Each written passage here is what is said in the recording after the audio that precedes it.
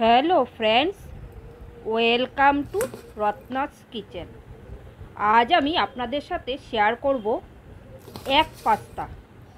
সকালের জলখাবারে বা বিকালের টিফিনে আমরা এটা তৈরি করে খেয়ে থাকি।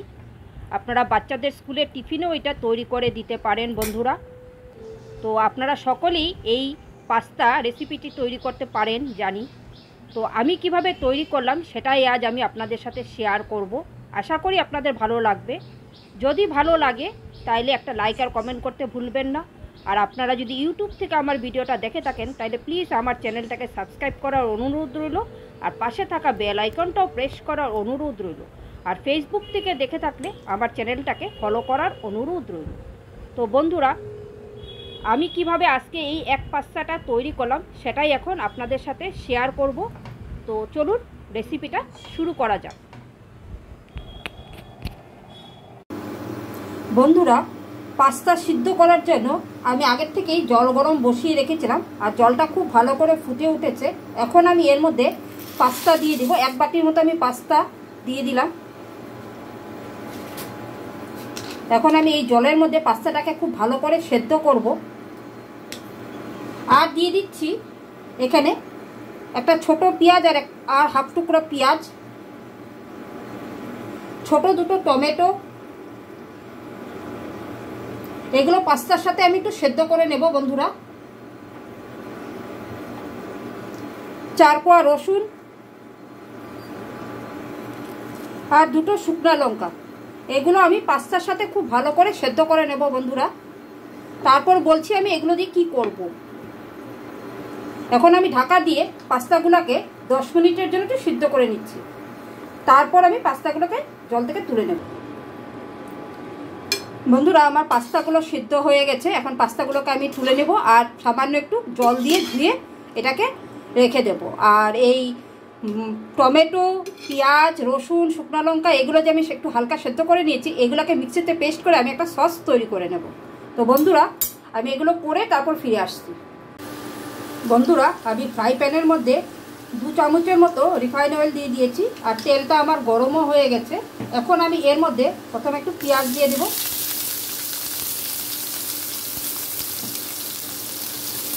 পেঁয়াজটাকে একটু হালকা ভেজে নেব। বন্ধুরা, পেঁয়াজটা আমি 1-2 সেকেন্ডের জন্য একটু ভেজে নিয়েছি। এখন আমি এর মধ্যে হাফ চামচের মতো রসুন কুচি দিয়ে দেব। এখন রসুনটাকেও আমি 1-2 সেকেন্ডের জন্য একটু ভেজে নেব। এগুলো খালি হালকা ভাজবো যাতে কোনো কালার না আসে। বন্ধুরা, পেঁয়াজ রসুনটা আমার ভাজা হয়ে গেছে। এখন আমি এর মধ্যে কিছুটা ভেজিটেবল কেটে রেখেছি, যেমন বিনস, ক্যাপসিকাম আর গাজর। এখন আমি এক এক করে সবজিগুলো এর মধ্যে দিয়ে দেব। প্রথমে আমি গাজরটা দেব।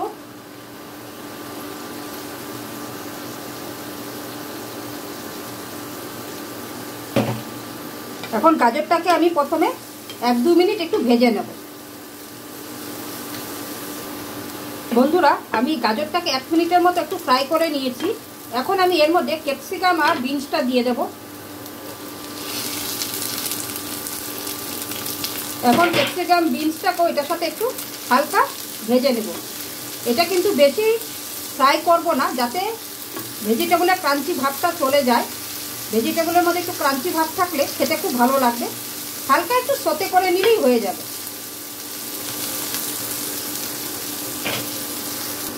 বন্ধুরা, গাজর আর বিনসটাকেও আমি 1 মিনিটের মতো একটু ফ্রাই করে নিয়েছি। এখন আমি এর মধ্যে স্বাদ অনুযায়ী লবণটা অ্যাড করে দিব, যাতে সবজিগুলো একটু সফট হয়ে যায়।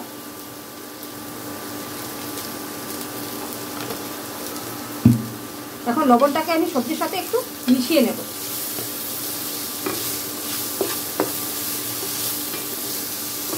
এখানে কিন্তু সবজিগুলোকে বেশি নরম করা যাবে না। সবজির মধ্যে যে ক্রাঞ্চি ভাবটা থাকে সেটা কিন্তু থাকতে হবে। তাই সবজিগুলোকে আমি 1-2 সেকেন্ড করে করেই ভেজে নিচ্ছি।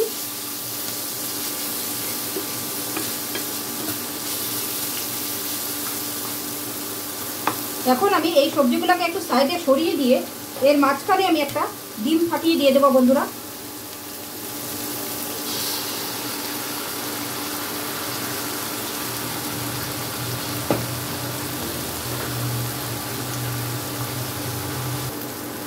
বন্ধুরা এখন এই ডিমটাকে আমি একটু ভালো করে ভেঙে গুঁড়ো করে নেব।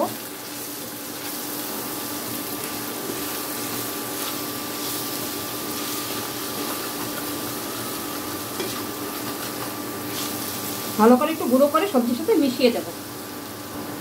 বন্ধুরা ডিমটাকেও আমি খুব ভালো করে সবজির সাথে মিশিয়ে নিয়েছি আর ডিমটাও ভালো করে ফ্রাই হয়ে গেছে। এখন আমি এর মধ্যে 2 টেবিল চামচের মতো পাস্তা মশলা অ্যাড করে দেব। আর পাস্তা মশলাটাকেও আমি সবজির সাথে একটু ভালো করে মিশিয়ে নেব।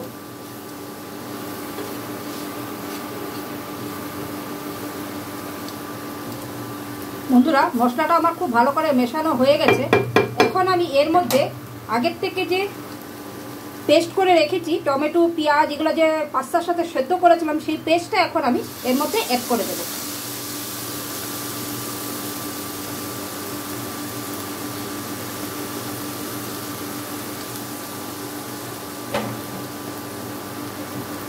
এখন এটাকে খুব ভালো করে মশলার সাথে একটু মিশিয়ে দেব।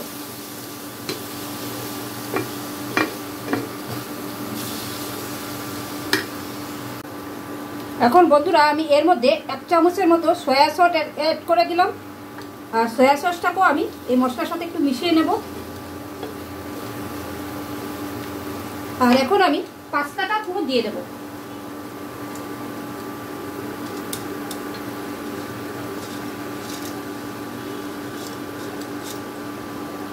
এখন এই পাস্তাটাকে মশলার সাথে খুব ভালো করে মিশিয়ে নেব। বন্ধুরা পাস্তাটাকে খুব ভালো করে মশলার সাথে মেশানো হয়ে গেছে। আমার এক পাস্তা রেডি হয়ে গেছে। এখন আমি উপর থেকে কিছুটা স্প্রিং অনিয়ন অ্যাড করে দেব।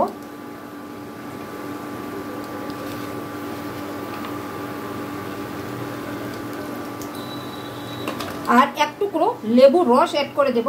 এটা দিলে পাস্তার টেস্টটা খুব সুন্দর হয় আর ফ্লেভারটাও খুব সুন্দর হয়।